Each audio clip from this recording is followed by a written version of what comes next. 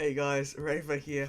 Um, Today I'm going to talk about Learning to Go by Friday Donnelly, which is it's a better title than I initially thought when I picked it up. Because I went to it into pretty blind, and I'm like, oh, it's a title. Like, I didn't really. I guess I get it more in hindsight than having read it. I guess like most titles. And yeah.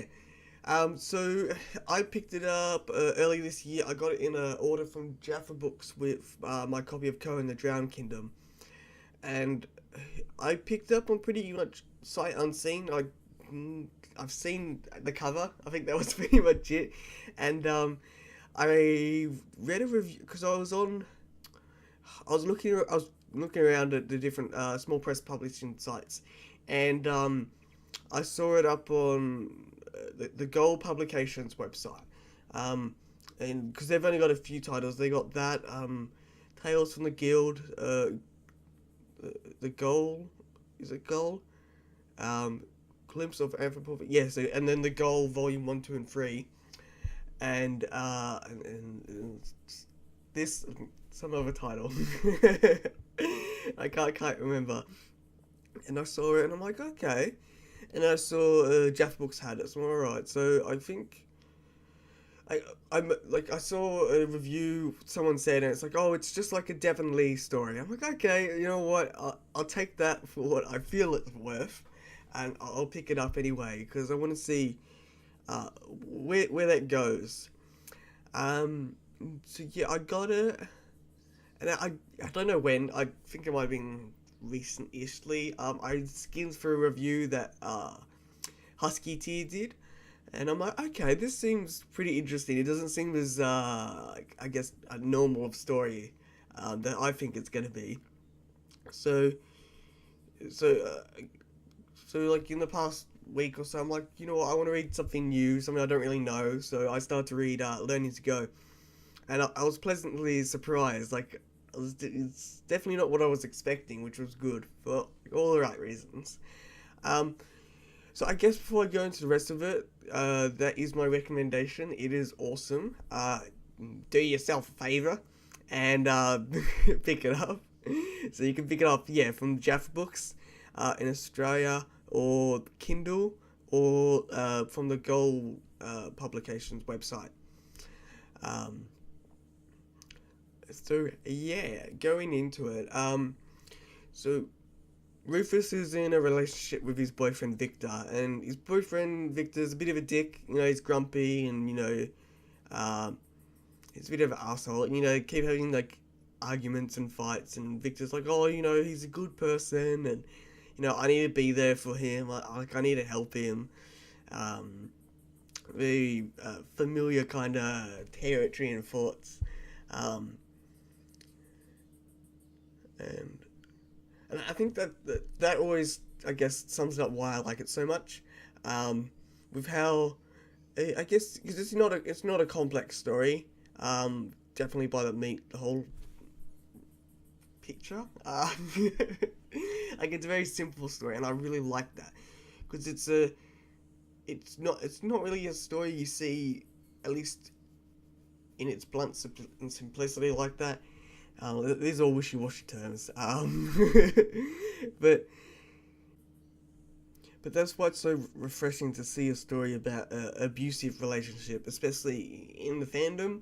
Um, like, because I think even in that book, it mentioned other titles, like Who's Afraid of Virginia Woolf, which I've seen name popping everywhere, which I feel like the universe is telling me to check whatever that out is. I think it's a movie. Because, like, not only is it like a nice, simple story, it's definitely relatable. Um, even in the author's notes towards the end, the authors, made the distinction that, this didn't happen to me, it happened to someone I knew. Um, I think he said it wasn't even a romantic relationship, it was just like a friendship. And I think that's definitely very relatable. Like, I think everyone can say that, they know someone that's kind of had stuff like this happen to them, or it's happened to them personally. You know, at least definitely got me going through it. There's a lot of times where I was just so angry at Rufus, because like Bennett, I've developed that strength of character to know where there's bullshit, and I was just reading Rufus's train of thoughts. I'm like, no, like, dude, no, like, it's not your fault. It's this arsehole's fault. You're not responsible for him. You're responsible for yourself. And I was just so angry at it because it definitely hit to home. Because yeah, everyone's been in like similar situations. Like well, personally, there's one of the girls I work with. She's, at least to my knowledge on the outside, it doesn't seem like the best of relationships. And I've done as much as I can. If she's telling me these stories or things that happened, and I'm like, oh, that's not cool, or that's not right, or maybe you guys could talk about that, because like, if I was in her situation from the point of view that she's telling me, I'd be like, on his case or on her case about it or whatever, trying to talk about, trying to solve things. And she's all like, oh, this always happens. Like, oh, it's so hard. I'm like, no, this shouldn't happen. It doesn't always happen, and you need to take those steps. Which I think is why I enjoyed it so much. And like, on the flip side, everyone knows someone a bit exploitative like that. I've ditched talking to someone earlier this year because of that reason. Because, they expected a lot from me, but they wouldn't give me anything. I also like the characters a lot as well. Like, they all, I agree with at least the sentiments the author was saying that he got back from, like, the beta readers and stuff like that they do feel like real people. As much as I have a disdain for Victor and people like him, like, I do kind of see his point of view, at least the point of view that Rufus has of Victor, but I don't agree with that.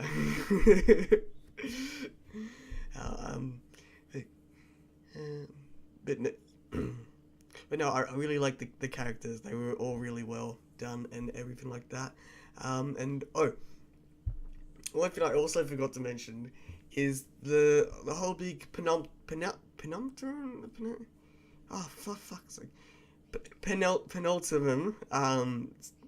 penultimate scene, where spoilers this point, where Victor kills himself. And initially I was just like, what? Like, because it happens so quick. It happens in like the space of like a page, and I'm like, wow, like, I could see it from the point of like a story, and the finality of it, but I would have liked to see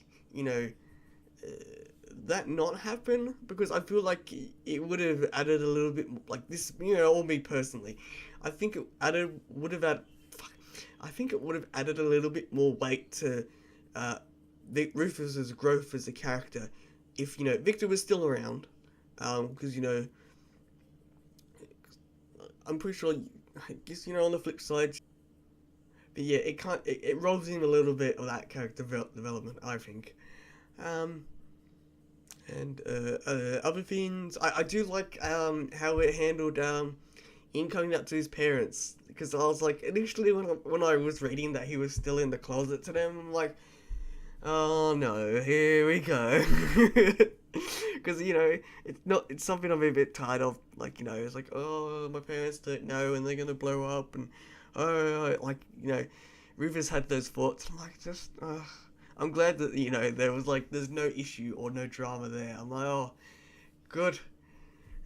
Some kind of normalcy, at least to me. I think it does, yeah. I think I've definitely been lucky in my own personal respects to that. where where coming out doesn't seem like a big deal to me, but yeah. But it is a big deal to other people, and I need to remember that a lot of the time. It is a very enjoyable story. Like, aside from the relatability, like, I definitely liked it.